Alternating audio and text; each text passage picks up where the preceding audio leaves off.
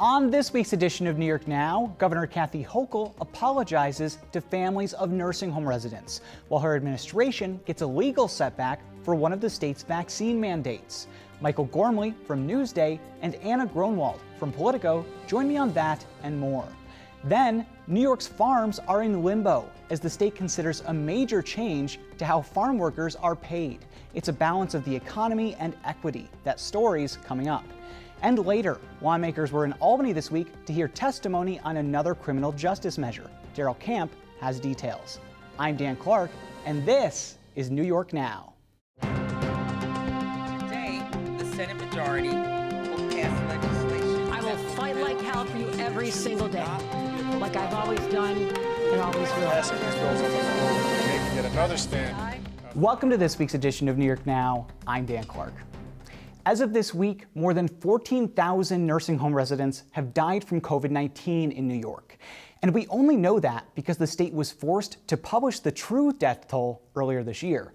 That was after the state AG's office said there were more deaths than the state was telling us. That was under former Governor Andrew Cuomo, whose administration chose to leave out nursing home residents who died outside those facilities, like in a hospital. And since then, we've learned that thousands more nursing home residents died from the virus than we knew. For his part, Cuomo has said he left out those deaths because they were already included in the overall number. But families of nursing home residents didn't buy it. And a lot of them are still mad about that and other decisions made during the pandemic. Some have said that thousands of deaths could have been prevented if the state had listened to their concerns from the start. And for the first time this week, those families got an apology from the state. Governor Kathy Hochul spoke with a few of them in New York City in a meeting she said was long overdue. It was very emotional. It's hard to describe what went on, but I work with elected officials. You know, they can disagree with me one day, another day they might agree with me. I just approach this whole thing differently, that people deserve to know that their government listens and actually cares, gives a damn about them. And that appears to be part of her new strategy, trying to shine more light on state government. But the big question is, will it last? Let's talk about that and more with Michael Gormley from Newsday and Anna Gronwald from Politico. Thank you both for being here. Sure, thanks, Dan. It's a very good point. Governor Hochul has said that she wants to make transparency a cornerstone of her administration, which is terrific. But as you guys both know, politicians, when they first get into office, are very transparent because usually they're revealing stuff from the previous guy. Right. So we'll see what happens as we get into the budget. I mean, I'm hopeful. It's good for everyone if it is more transparent, and she certainly made a commitment. So we'll just have to watch and see how it goes. Yeah, we can't forget how Andrew Cuomo, when he came into office in 2011, was like framing himself as the king of transparency. And then they had the ethics deal the same year or the year after, where J-COPE was formed, and everybody was like, oh my gosh, J-COPE's so great. And now here we are 10 years later, where everybody's like, you know, J-COPE is stuck to the bottom of my shoe. And what do you think about this transparency thing with the governor? She's been in office, we're talking Friday, she's been in office 52 days as of now. Well, I agree with Mike. I think that there's a very smart political move to say this is going to be so open, especially after what happened to her predecessor. That was a huge criticism. But I don't think that Kathy Hochul or her people are necessarily interested or accustomed to people criticizing them. Yes. The lieutenant governor's job is not to take all of the hits. And so I think that an instinctual reaction would be to not necessarily hide, but to hold off, not tell everyone everything right away, because that's a really difficult thing to do just a couple months into office. You know, there is a part of transparency that the public doesn't quite know too much about. It's the FOIL process, Freedom of Information Law. Mike, I just want to pose this question to you because you know, how has FOIL been for the state in the past 10 years? As a reporter trying to get these requests, can you describe what it's been like? Well, ideally, under the Freedom of Information Law, you get your information, you get 5 days, you get notified, you put in a formal request for information, public information, things like salaries, spending, you know, basic stuff that the public should need to know. They have 5 days to tell you if they're gonna provide it or not, and then maybe a month, ideally, they provide the information. It's interesting. Yesterday I got a notice that a FOIL that I had put in December of last year will now be will take at least until November. So that's where we are at this point. And over the years, it's gotten worse. And that's actually part of a situation. There's a trend in politics now where transparency is, you give a lot of lip service to transparency, but governments are becoming more tightly run now because they're always running for re-election or election. So there's a much more tighter control on information. And you saw this with the Trump administration in Washington, you saw it with the Cuomo administration in Albany. There's a real trend there. You know, I foiled in September, early September, and I foiled for, I won't tell you what it is, but I foiled for just a set of emails. Very, very simple. And it's been now almost 2 months, and I have to wonder, maybe they just haven't gotten the new procedure in place, which I imagine is going to be a tough haul for them to really revamp an administration, or I guess a former administration that was really held everything very close to their chests. But I do want to move on to the religious exemption case in the state. So this week, a judge issued a preliminary injunction, which basically means that healthcare workers in New York are allowed to seek religious exemptions. That doesn't mean that they'll be approved automatically, of course, but they now have that option. Anna, what does this mean for the Hochul administration? It's another legal setback for them. I don't think they've had too many. It's only been 52 days, but what does this look like for them? Well, I think that it's going to be, from my understanding, a example of what could happen across the country, and so a lot of people are very closely watching. That's got to make them a little bit nervous. But I don't think Hochul has indicated that she is interested in backing down, and she did say that she would appeal. So far, she has been pushing this as a cornerstone of her first few months in office, of getting everyone vaccinated. And she has not indicated, nor has her staff, that this is something that they are willing to cut back on a little bit. The Second Circuit Court of Appeals, which is a federal appellate court, the middle tier between the trial level and the U.S. Supreme Court, is hearing a related case in New York right now. And I'm really interested to see if that case makes it to the Supreme Court. Because the last time the Supreme Court made a major ruling on vaccines like this was in the early 1900s, and I won't get into the whole thing about what's happening. You know far too much about it. Actually, please do. I would just say that Anna's right on target here. The country is watching this case. Yeah. It's very important. The difficulty of this case, it almost, each side seems to think they have a slam dunk in this, and they don't. Governor Hochul's arguing that no religious leaders, from the Pope on down, as she puts it, call for people not to get vaccinated. They're all actually calling for people to get vaccinated. But the law, and you would know this better than I, the law really goes to an individual's commitment. Right. And that's where the rub is. That's where the difficulty is of this decision. Right. It's the balance between the right to my personal liberties, religious freedoms, balanced with the public health. The case in the early 1900s said, well, your exemptions, they don't overpower public health. Like, you can't claim your religion and then have somebody die. So we'll see where that goes. Let's move on to politics for a little bit. A poll came out this week, the first poll that we've seen ahead of next year's Democratic primary for governor. Really interesting stuff.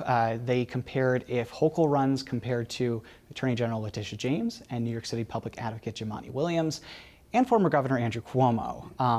And as you know, Hochul is getting a plurality of the vote. 44% would go to her. So politically, what does it look like for Kathy Hochul going into next year? It seems, based on this poll, that she might just cruise to victory in a primary, but I imagine things could change in that time. Yeah, and I don't think that even encompasses all the candidates we probably will see jump into a primary. This is the first time in 10 years that Democrats have thought maybe they have a open shot at trying for the governor's office. And I think it's important to note, though, that none of these people have jumped into the race yet. Kathy Hochul is the only one who has declared. And so it's really easy to say, let's re-elect Kathy. But it could change very significantly if one or more of these candidates drop out. And they still have time to. They don't want to deal with all of this. they have an out. So I think that the race will change a lot, but I think that will happen in the next couple months and things will get to solidify a little more. Yeah, I think Jumaane has said, like, he's going on his exploratory tour of running for governor, which to me indicates that he's going to announce probably. Obviously, that's still up in the air. But if I was a Tish James and there was a lot of buzz about me running for governor and I saw this poll, I might think twice. Mike, what do you think? Yeah, well, this is what pollsters call a baseline poll. So this sets where we are and how things are going to change. That's the important thing, is how it changes over this next few months. Right now, as Anna said, you don't have Williams or James announcing that they're going to run. That usually changes things quite a bit for a candidate. But the other thing that's going on behind the scenes is think about the quandary for the big contributors to campaigns right now. Yeah. They have to decide whether to put their money on Kathy Hochul, which may be just an investment for 1 year, or should they try to gauge the system, or the chances of a challenger winning. So everyone's going to be fighting for these campaign dollars. That's going to actually be a different kind of element to this campaign, unless Kathy Hochul can clear the field, and that's what she's trying to do now by getting county Democratic chairs to endorse her. It's so interesting because, as you said, they have to pick who's going to be the next elected governor. And if they don't want Kathy Hochul based on whatever, that could all change. But we do have to leave it there. Anna Grunwald from Politico and Mike Gormley from Newsday. Thank you both so much. Moving on now, there's a major decision brewing in New York that could have a huge impact on New York's food and farming industries. That's a lot of what you buy at the grocery store, especially if you're looking for fresh food. Sometime in the next few months, New York will consider dropping the number of hours farm workers need to work to earn overtime. And it doesn't sound like a big deal, but for farmers and their workers, it could change their lives. Over the past month, we spoke with farmers, lawmakers, and others for the first installment of our series on the future of work in New York. Take a look. When you buy a gallon of milk at the grocery store, you probably don't give it a second thought. But that milk came from a cow, and that cow may very well live on one of New York's more than 4,000 dairy farms, where more than 15 billion pounds of milk are produced every year, according to the state. One of those farms is Welcome Stock Farm in Saratoga County, ran by dairy farmer Bill Peck. This is Welcome Stock Farm. I'm a 6th-generation dairy farmer here. My brother and I farm together with our team of employees. Peck's got about 1,000 cows that all need to be milked every day, and he doesn't do it alone. He's got 18 full-time workers. Most of them are immigrants, and they usually work at least 60 hours a week because the cows don't stop when the sun goes down. This is a dairy farm, so this is 24/7 operation. Round-the-clock employees. Animal care doesn't stop. We have cows that calve day and night, and milking goes on 3 times a day. It's physically exhausting work, the kind that breaks your body over time. But the workers keep coming back because they need the money. And in just a few months, their lives could change in a big way. Right now, farm workers in New York earn overtime after 60 hours. But soon, that could drop, requiring overtime pay at 40 hours. That's because of a new law, which would allow the state to consider that change. It was sponsored by Senate Labor Chair Jessica Ramos, a Democrat from Queens. She says overtime pay after 40 hours would put farm workers on a level playing field with other industries. Our argument, of course, is a moral one that says that anyone who does any work for a living is entitled to living wages and safe working conditions and benefits. But like every other industry, farming has elements that set it apart. For some farms, the work never stops. Think of those dairy farms. Cows don't stop producing milk in the winter. But then there's seasonal work, where the main work of the farm only lasts a few months. That's the case at Indian Ladder Farms, where more than 3 million apples are harvested every season. It's been run by Pete Tenike for more than 50 years. I'd rather go by trees because we put them really close together. I got a lot of trees. I only have 60 acres of orchard, but I got 20,000 apple trees, and that sounds much more important, doesn't it? Tenike's got about as many workers as Bill Peck, the dairy farmer. And like at Peck's farm, most of them are immigrants. But here, they don't stay year-round. When the season's over, they go back to their home country. And Tenike says because they're only here a few months, they want as much work as they can get.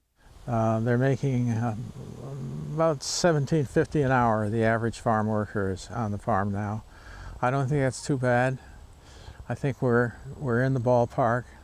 The quality of the work is good. I mean, people enjoy being outdoors. They enjoy accomplishing something.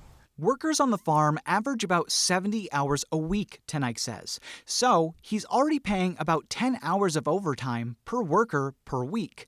But if the overtime threshold drops to 40 hours, he'll have a choice to make. He can either drop workers to 40 hours a week and not pay overtime, or keep their hours, take a huge hit, and maybe shut down. Well, the immediate impact is if I do nothing at all, just take that extra 20 hours times the number of workers that I have, by the season of the year they have, I figured that all out, it's close to $40,000. The move going from 60 to 40 will really be detrimental to upstate agriculture. If we're in cropping season, it goes up. Normal month will be about 9,500 to 10,000.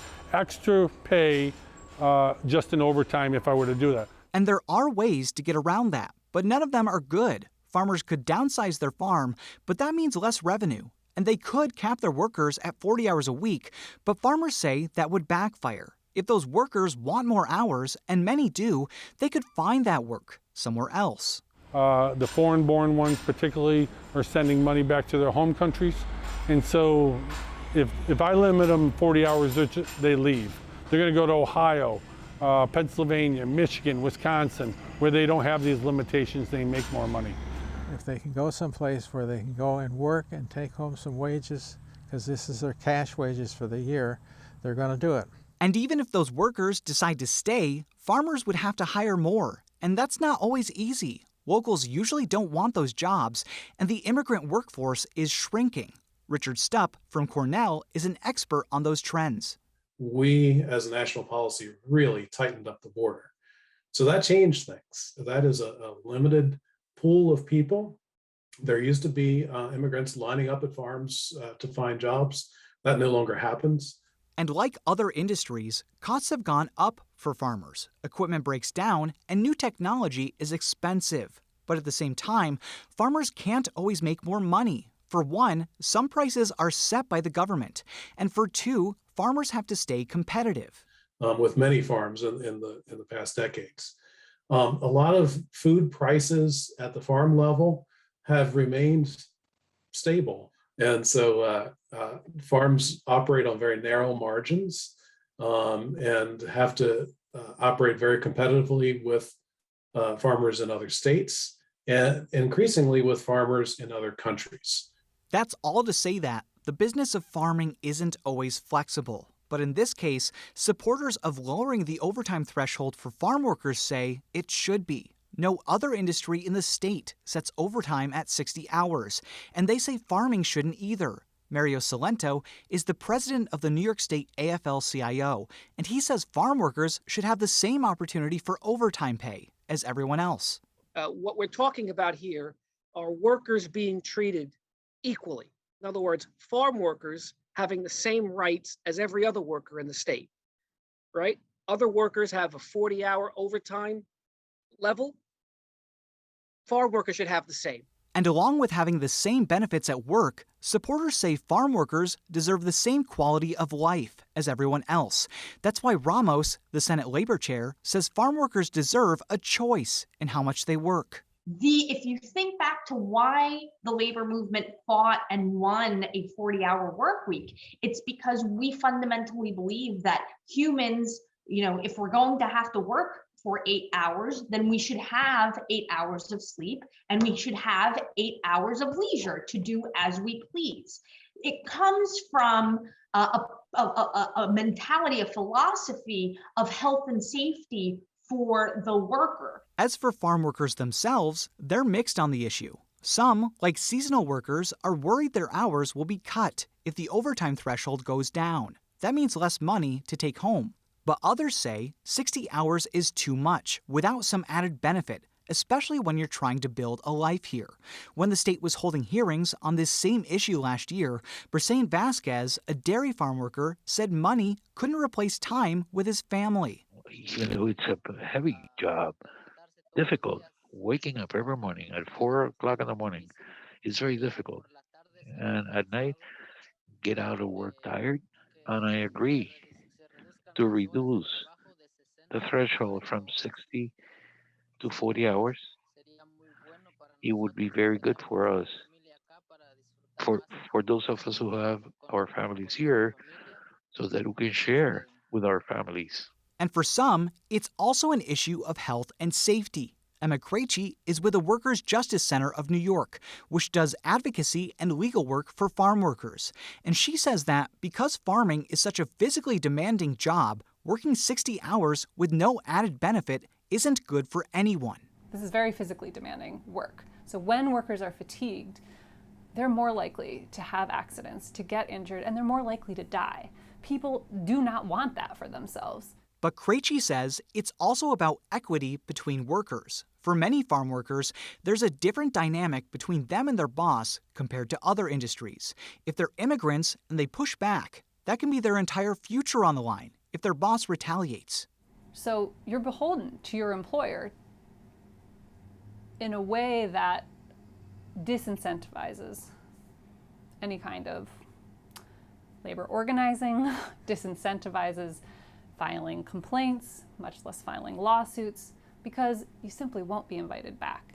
That's not to say that's common for farmers, who would also lose out if they lose workers. Again, farm workers aren't always easy to find, and it's a lot easier to keep workers with experience than start new with someone else. At the end of the day, there is no farm without its workers. Jeff Williams is from the New York Farm Bureau. And we rely on these workers to do that really important stuff, because if it doesn't get picked, it goes bad. And then it starts talking about everyone loves local food, but if no one's there to get it, to pick it or process it, then it doesn't do anyone any good. And in a lot of ways, that's why this conversation is so complicated. Farmers don't want to lose their workers, but they also can't afford higher pay for the same amount of work. At the same time, farm workers are mixed on whether to drop the overtime threshold, while supporters say it's the fair and right thing to do.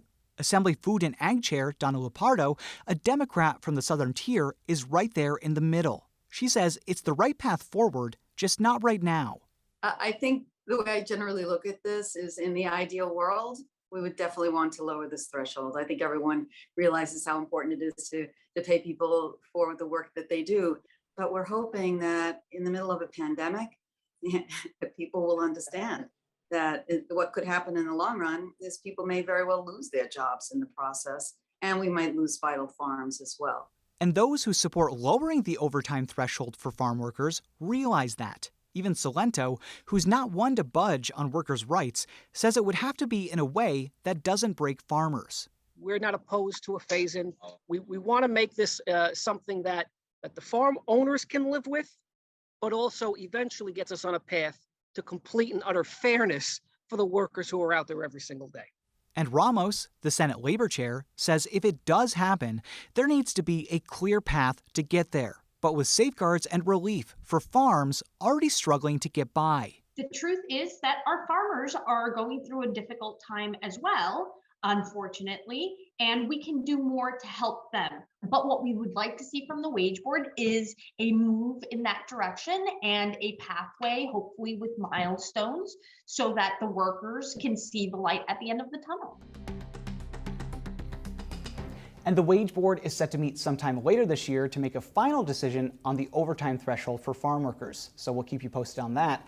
And join us next week for the next installment in our series on the future of work in New York. We'll be looking at one way people can get ahead as we come out of the pandemic. In the meantime, it's the off season, but a handful of lawmakers were back in Albany this week to hear testimony on a new criminal justice measure. Daryl Camp is here with more. Daryl. Dan, you are correct. Members of the state legislature returned to Albany briefly on Wednesday to hold a hearing on a bill that would eliminate fees and surcharges for court and probation and prevent the garnishment of commissary accounts to pay for those fees.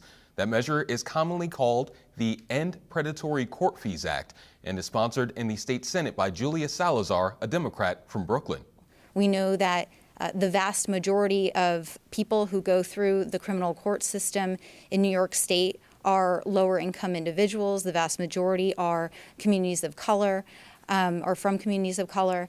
And as a result, this has a disproportionate racial and economic impact. Before the hearing, affected advocates also spoke. One of them was Peggy Herrera.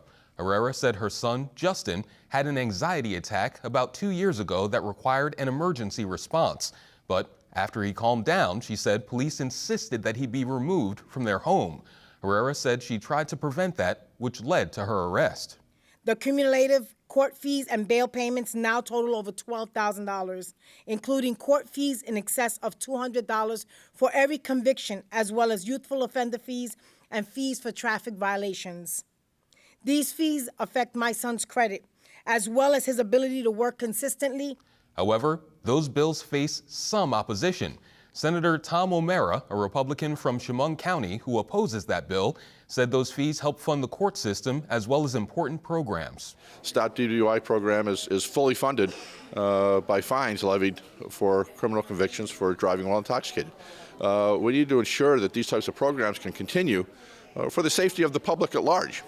That bill sits in the Codes Committee in both the Senate and the Assembly. All right, thank you so much, Daryl. That's something we'll have an eye on when the next legislative session starts in January. In the meantime, don't forget to check our website every day for updates from the state capitol and beyond in New York. That's at nynow.org. But we'll leave it there. Thanks for watching this week's New York Now. Have a great week and be well.